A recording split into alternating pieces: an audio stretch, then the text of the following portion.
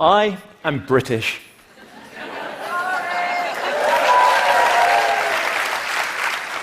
Never before has the phrase "I am British" elicited so much pity. I come from an island where many of us like to believe there's been a lot of continuity over the last 1,000 years. We tend to have historically imposed change on others, but done much less of it ourselves. So it came as an immense shock to me when I woke up on the morning of the 24th of June to discover that my country had voted to leave the European Union, my Prime Minister had resigned, and Scotland was considering a referendum that could bring to an end the very existence of the United Kingdom. So that was an immense shock for me, and it was an immense shock for many people. But it was also something that over the following several days created a complete political meltdown in my country. There were calls for a second referendum, almost as if, following a sports match, we could ask the opposition for a replay. Everybody was blaming everybody else. People blamed the Prime Minister for calling the referendum in the first place. They blamed the leader of the opposition for not fighting it hard enough. The young accused the old. The educated blamed the less well-educated. That complete meltdown was made even worse by the most tragic element of it. Levels of xenophobia and racist abuse in the streets of Britain at a level that I have never seen before in my lifetime. People are now talking about whether my country is becoming a Little England, or as one of my colleagues put it, whether we're about to become a 1950s nostalgia theme park floating in the Atlantic Ocean. But my question is really, should we have the degree of shock that we've experienced since? Was it something that took place overnight? Or are there deeper structural factors that have led us to where we are today? So I want to take a step back and ask two very basic questions. First, what does Brexit represent, not just for my country, but for all of us around the world? And second, what can we do about it? How should we all respond? So first, what does Brexit represent? Hindsight is a wonderful thing. Brexit teaches us many things about our society and about societies around the world. It highlights in ways that we seem embarrassingly unaware of how divided our societies are.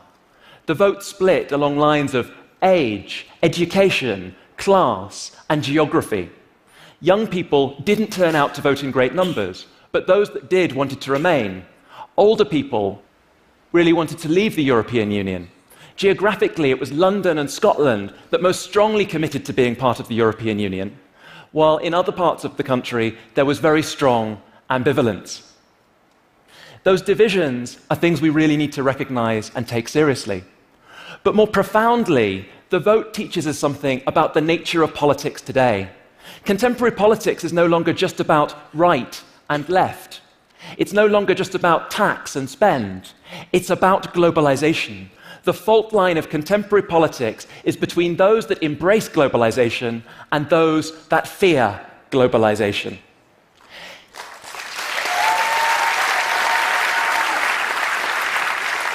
If we look at why those who wanted to leave, we call them leavers as opposed to remainers, we see two factors in the opinion polls that really mattered. The first was immigration, and the second, sovereignty.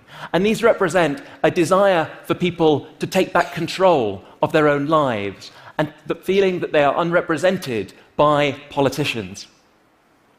But those ideas are ones that signify fear and alienation. They represent a retreat back towards nationalism and borders in ways that many of us would reject.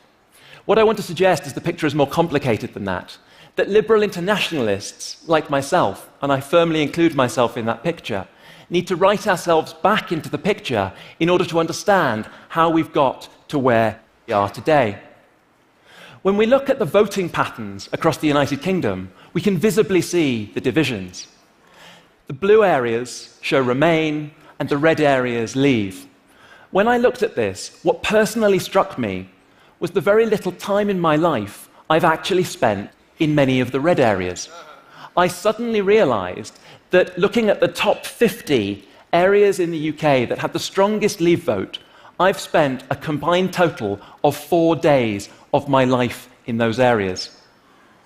In some of those places, I didn't even know the names of the voting districts. It was a real shock to me, and it suggested that people like me who think of ourselves as inclusive, open, and tolerant perhaps don't know our own countries and societies nearly as well as we like to believe.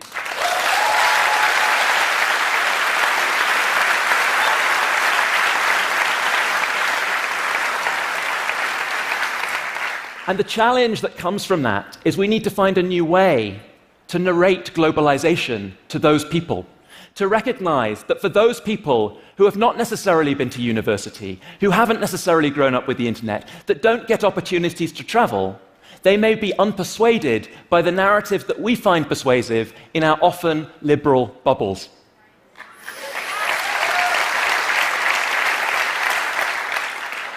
It means that we need to reach out more broadly and understand.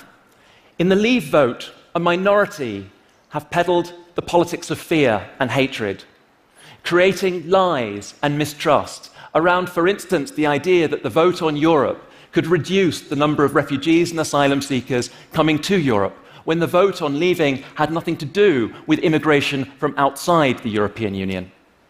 But for a significant majority of the Leave voters, the concern was disillusionment with the political establishment. This was a protest vote for many, a sense that nobody represented them, that they couldn't find a political party that spoke for them, and so they rejected that political establishment. This replicates around Europe and much of the liberal democratic world. We see it with the rise in popularity of Donald Trump in the United States, with the growing nationalism of Viktor Orban in Hungary, with the increasing popularity of Marine Le Pen in France. The spectre of Brexit is in all of our societies.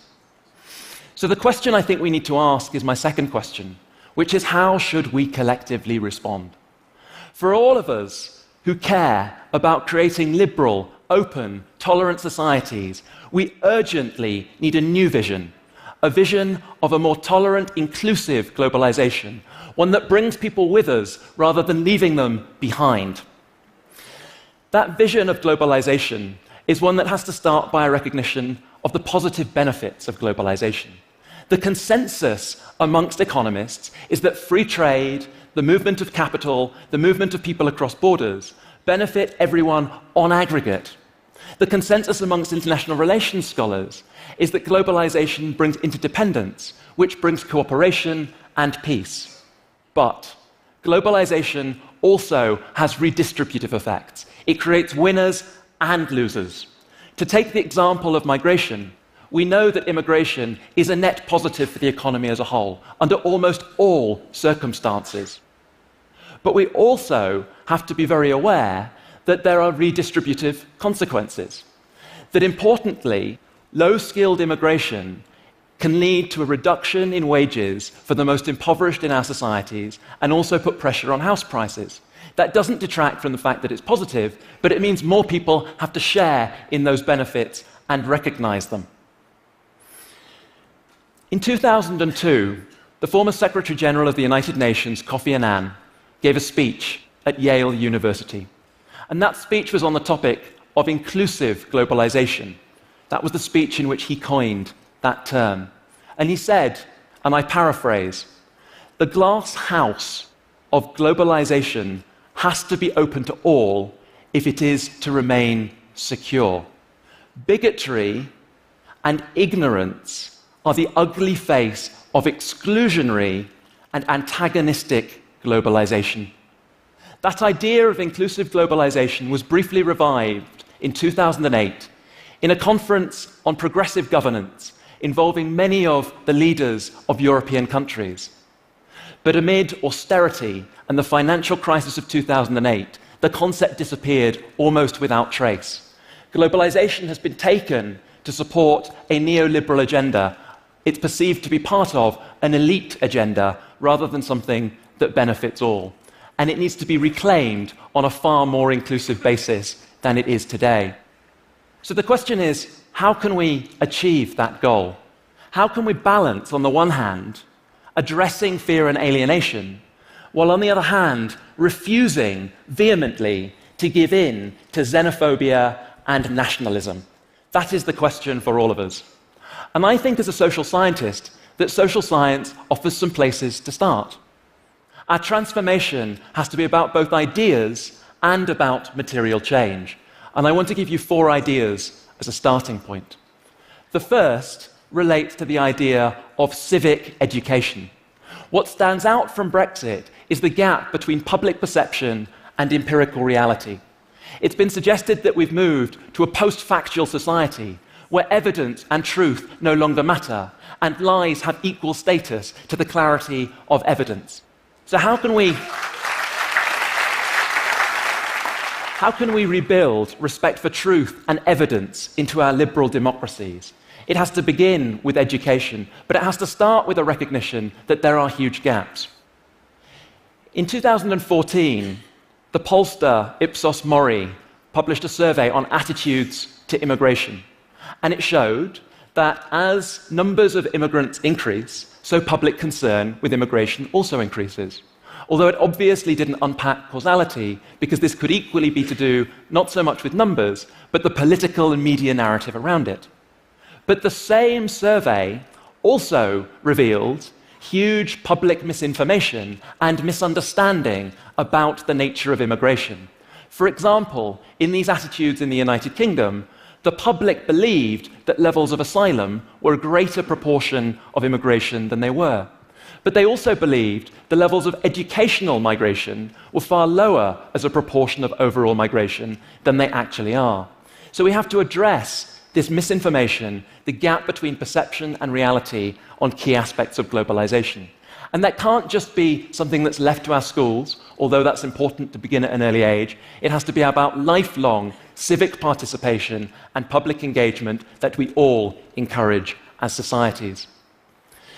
The second thing that I think is an opportunity is the idea to encourage more interaction across diverse communities. One of the things that stands out for me very strikingly, looking at immigration attitudes in the United Kingdom, is that ironically, the regions of my country that are the most tolerant of immigrants have the highest numbers of immigrants. So for instance, London and the South East have the highest numbers of immigrants, and they are also by far the most tolerant areas. It's those areas of the country that have the lowest levels of immigration that actually are the most exclusionary and intolerant towards migrants. So we need to encourage exchange programs. We need to ensure that older generations who maybe can't travel get access to the internet. We need to encourage, even on a local and national level, more movement, more participation, more interaction with people who we don't know and whose views we might not necessarily agree with. The third thing that I think is crucial, though, and this is really fundamental, is we have to ensure that everybody shares in the benefits of globalization. This illustration from the Financial Times post-Brexit is really striking. It shows tragically that those people who voted to leave the European Union were those who actually benefited the most materially from trade with the European Union. But the problem is that those people in those areas didn't perceive themselves to be beneficiaries. They didn't believe that they were actually getting access to material benefits of increased trade and increased mobility around the world. I work on questions predominantly to do with refugees. And one of the ideas I spend a lot of my time preaching, mainly to developing countries around the world, is that in order to encourage the integration of refugees, we can't just benefit the refugee populations, we also have to address the concerns of the host communities in local areas. But in looking at that, one of the policy prescriptions is that we have to provide disproportionately better education facilities, health facilities, access to social services in those regions of high immigration to address the concerns of those local populations. But while we encourage that around the developing world, we don't take those lessons home and incorporate them in our own societies. Furthermore, if we're going to really take seriously the need to ensure people share in the economic benefits, our businesses and corporations need a model of globalization that recognizes that they too have to take people with them. The fourth and final idea I want to put forward is an idea that we need more responsible politics. There's very little social science evidence that compares attitudes on globalization. But from the surveys that do exist, what we can see is there's huge variation across different countries and time periods in those countries for attitudes and tolerance of questions like migration and mobility on the one hand and free trade on the other. But one hypothesis that I think emerges from a cursory look at that data is the idea that polarized societies are far less tolerant of globalization. It's the societies like Sweden in the past, like Canada today, where there is a centrist politics, where right and left work together, that we encourage supportive attitudes towards globalization. And what we see around the world today is a tragic polarization, a failure to have dialogue between the extremes in politics and a gap in terms of that liberal centre ground that can encourage communication and a shared understanding. We might not achieve that today, but at the very least, we have to call upon our politicians and our media to drop a language of fear and be far more tolerant of one another.